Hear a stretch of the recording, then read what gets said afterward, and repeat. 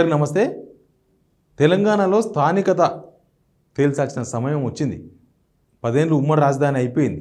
రేపు June 2కు Hyderabad only మన రాజధాని, మన తెలంగాణ రాజధాని మాత్రమే మిగిలి ఉంటుంది. వాళ్ళు వాడినా వాడకపోయినా ఏపీ వాళ్ళు టెక్నికల్గా హైదరాబాదు ఈ 10 సంవత్సరాలు ఉమ్మడి రాజధాని. వాళ్ళకు ఇక్కడ గవర్నమెంట్ ఆస్తులు వదిలిపోవచ్చు, కానీ వాళ్ళకు కొన్ని హక్కులు హైదరాబాద్ మీద ఉండే, ఇప్పుడు కూడా ఉన్నాయి. ఇప్పుడు ప్రభుత్వం తేల్చుకోవాలి, ప్రభుత్వం తేల్చాలి, స్థానికత తేల్చాలి. తెలంగాణ వాళ్ళు ఎవరు, తెలంగాణ బిడ్డలు ఎవరు? ఎందుకంటే ఇప్పుడు ఈ వార్త దానికి సంబంధించింది. ఎంబీబీఎస్పై అస్పష్టత, ప్రవేశాల్లో పాత విధానమా కొత్తదా అనే సందిగ్ధత. కన్వీనర్ కోటా సీట్లలో ఏపీ వారికి 10 ఏళ్ళుగా 15% కన్వీనర్ కోటా ఉంటుంది కదా మెడికల్ సీట్లలో. మెడికల్ సీట్ ఒకటే కాదు, ఇంకా ఇంజనీరింగ్ రేపు చాలా వస్తాయి. 15% ఏపీ వాళ్ళకి ఇస్తున్నాం సీట్లు. అంటే వాళ్ళకి ఇక్కడ హక్కు ఉంది, ఉమ్మడి రాజధాని కాబట్టి హైదరాబాదు వాళ్ళకి ఇస్తున్నాం. అయితే మనకు ఏపీలో కూడా సేమ్ ఉంటుంది, కానీ మన వాళ్ళు ఏపీకి పోయి చదువుకోవడం తక్కువ. ఏపీ వాళ్ళే హైదరాబాద్కి వచ్చి చదువుకుంటారు, వాళ్ళే ఇక్కడికి వచ్చి చదువుకుంటారు.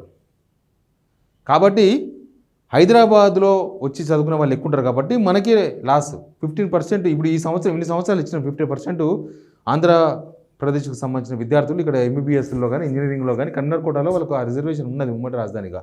కానీ ఇప్పుడు అది ఇవ్వాలా ఇవ్వకూడదు అనేది ప్రభుత్వం తొందరగా తేల్చాలి. జూన్ 2కు 10 సంవత్సరాలు అయిపోతుంది కాబట్టి. అంతకుముందు ఈ వార్త చదువుదాం ఫస్ట్.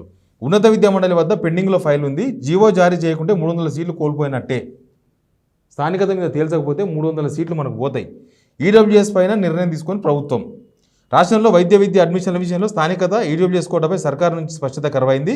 వీటిపై వెంటనే నిర్ణయం తీసుకోవాలని, లేదంటే తీవ్రంగా నష్టపోయే ప్రమాదం ఉందని విద్యార్థులు వారి తల్లిదండ్రులు వాపోతున్నారు. దేశవ్యాప్తంగా నీట్ ఫలితాలు జూన్ 14 రానున్నాయి.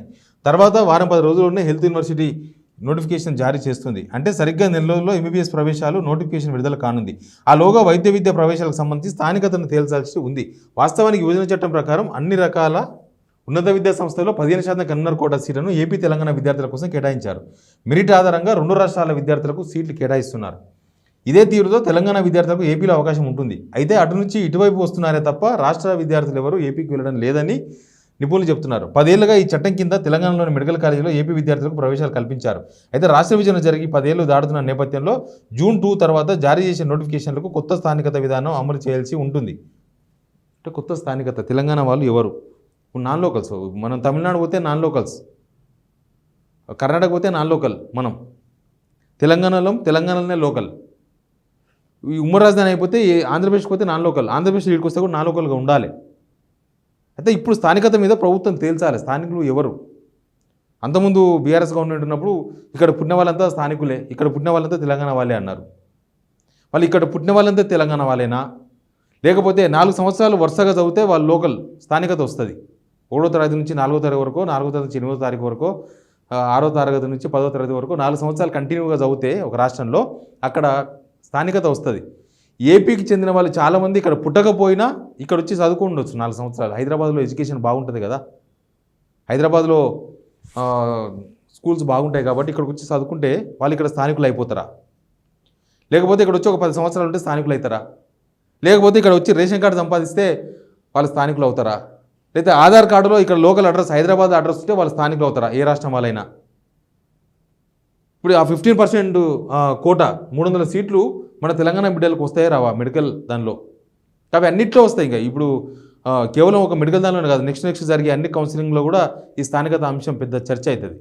కాబట్టి ప్రభుత్వం తేల్చాలి, స్థానికులు ఎవరు, తెలంగాణ బిడ్డలు ఎవరు, తెలంగాణలో అర్హత ఎవరికి ఉంది, నాన్ లోకల్స్ ఎవరు, లోకల్స్ ఎవరు తేల్చాలి. లేకపోతే మన తెలంగాణ బిడ్డలు, మన విద్యార్థులు, మనోళ్ళే నష్టపోతాం, మనమే నష్టపోతాం. 10 సంవత్సరాలు పూర్తయింది కాబట్టి ప్రభుత్వం అది ఎట్లా తెలుసు అనేది ఇంపార్టెంట్. ఇప్పటిదాకైతే చర్చ లేదు దాని మీద, ప్రభుత్వంలో స్థానికత మీద తేల్చాలనే చర్చ లేదు.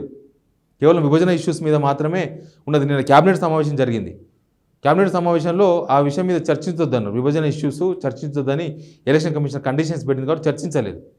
బహుశా ఎలక్షన్ కూడా అయిపోయినాకన్నా సరే వీలైనంత త్వరగా స్థానికత మీద తేల్చకపోతే మన స్టూడెంట్స్ లాస్ అవుతారు. మనం ఏపీకి పోయి చదివేది ఏం లేదు, ఏపీ వాళ్ళు వచ్చి ఇక్కడ చదువుతారు, మన సీట్లకు గండి పడుతుంది. ముఖ్యంగా ఇప్పుడు అర్జెంట్గా మెడికల్ సీట్లు పోతాయి, ఎంబీబీఎస్ సీట్లు. చాలా కాలేజీలు అయినాయి మెడికల్ కాలేజీలు. గత ప్రభుత్వమే 33 జిల్లాలకు 33 మెడికల్ కాలేజీలు ఇచ్చిండ్రు. చాలా సీట్లు ఉన్నాయి. అయినా సరే మనోళ్ళు ఇంకా పేద బిడ్డలు ఎంబీబీఎస్ చదువుకునే భాగ్యం కలగాలంటే సీట్లు మనకే దక్కాలి, మనకే రావాలి.